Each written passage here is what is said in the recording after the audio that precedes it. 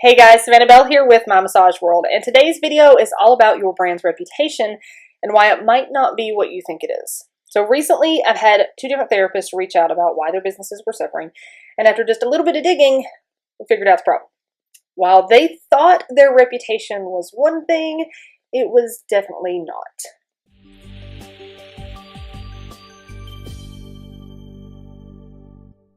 Reputation for your business is everything. Your actions as a business combined with what people say about you adds up to your brand's reputation. Here's the thing, your reputation is all about perception, how people perceive your brand, not what you think you're putting out there. We tend to have a hard time seeing things objectively.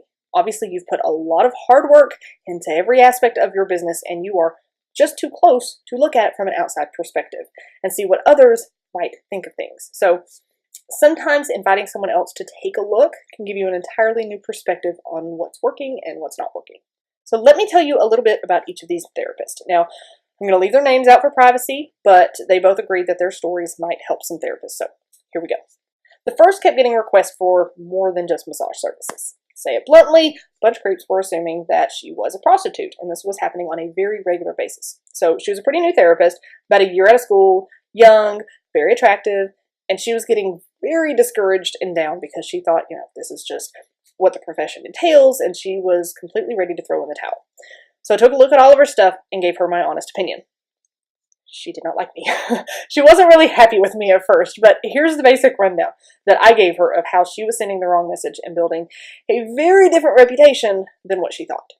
Number one, the selfie with the camera angled above your head. It's cute and all, if you like that sort of thing, but it is not professional. That's not a headshot.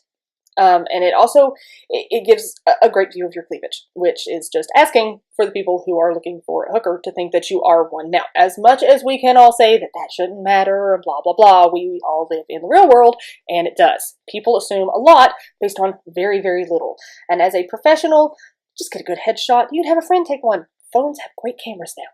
So for many professions, that may not have been a big deal. But considering the negative connotation that the massage profession already has, we have a very different standard to uphold.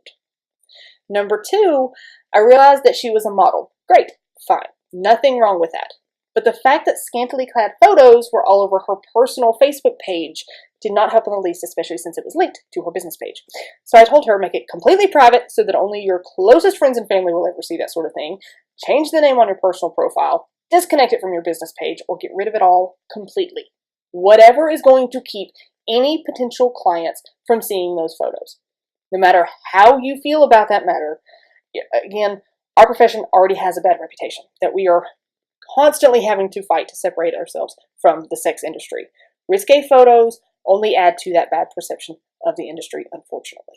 Okay, what you do outside of your business will affect your business, period. It's a hard pill to swallow, but that's just part of the profession.